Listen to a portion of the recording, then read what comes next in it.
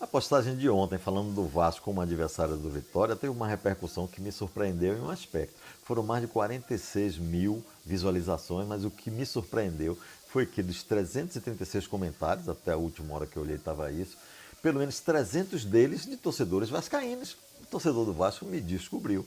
E aí eu respondi a todos eles, curti alguns comentários, respondi a alguns. E assim, todos eles muito otimistas. E não tiro a razão deles. Eu falei aqui ontem, né? O Vasco está num ascendente. O Vasco, depois da parada da Copa do Mundo, perdeu para o Vitória no primeiro jogo, depois não perdeu mais. Na Copa Sul-Americana classificou com um empate e uma vitória. Na Copa do Brasil classificou com um empate e uma vitória em cima do Fluminense, que briga lá em cima na Série A. E nos jogos da Série A empatou todos eles. Vem numa ascendente, deu uma remodelada no seu elenco e isso tem muito a ver com seu treinador, o Pedro Emanuel, que eu vou falar daqui a pouco, depois de dar esses números aqui para vocês. É a quinta vez que Vitória e Vasco se enfrentam pela Copa do Brasil. A primeira delas foi em 89, oitavas de final, o Vitória eliminou o Vasco. Depois, em 2009, quartas de final, essa fase da agora, o Vasco eliminou o Vitória. O Vasco deu 4-0 no jogo de ida e empatou o jogo de volta. Em 2010, ano seguinte, se encontraram de novo nas quartas de final. Aí deu vitória. Deu 2-0 no Barradão, perdeu de 3-1 em São Januário, gol fora valia como desempate, o Vitória classificou. Em 2017, terceira fase, também deu vitória. São 3 classificações do Vitória e uma do Vasco. A questão do treinador.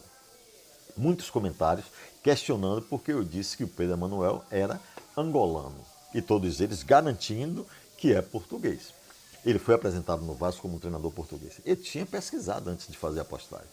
Mas foi tanto comentário que eu fui pesquisar. Porra, será que eu errei? Fui aprofundar minha pesquisa. E aí, veja lá.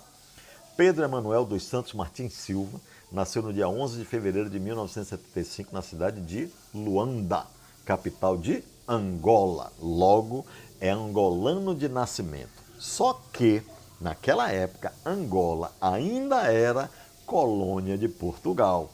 A independência de Angola foi naquele mesmo ano, 1975, dia 11 de novembro.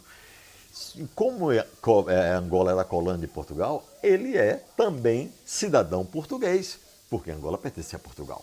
Ele foi apresentado no Vasco como português, ele teve toda a carreira dele como jogador em Portugal, a carreira de treinador a maior parte em Portugal. Ele é português, você está certo, torcedor. Ele tem cidadania portuguesa, mas ele nasceu em Angola, logo ele é angolano. Eu estou certo também. Acertamos os dois. Me surpreendeu essa grande quantidade de vascaínos me assistindo. E eu vou até ficar atento, né, quando tiver notícias do Vasco, comentar aqui, para ver, fechar essa parceria com vocês, já que vocês estão me assistindo, que me sigam, que de vez em quando eu vou falar do Vasco também, além de Bahia e Vitória.